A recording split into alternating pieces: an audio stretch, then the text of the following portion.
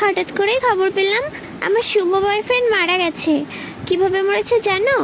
গাড়ি অ্যাক্সিডেন্ট করে।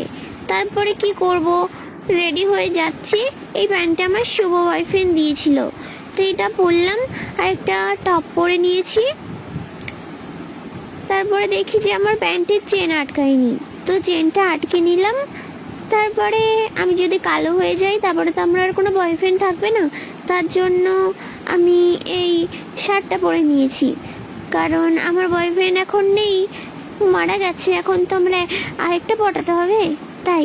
তারপর একটা হালকা মেকআপ করবো ভাবলাম।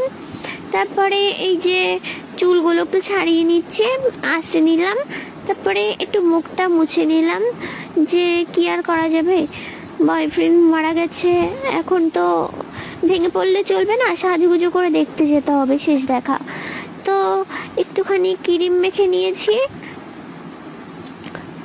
কি করব, মন খারাপ লাগলেও কিছু করার নেই। এখন একটু মুখে মেকআপ করব, এটাকে কি বলে জানি না, তো মেখে নিলাম। তারপরে খুব কষ্ট লাগছিল, কি বয়ফ্রেন্ড মারা গেছে বলে কথা, কান্না করছিলাম অনেক। তারপরে একটু লিপস্টিক পরে নিলাম।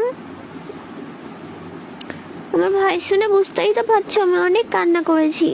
তারপরে একটু কাজল পরে নিয়েছি।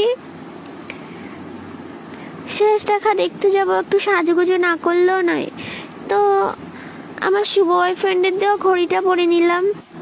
তারপর আমি রেডি হয়ে গেছি, এবার আমার শুভ বয়ফ্রেন্ড মারা গেছে, সেখানে যাই। টাটা।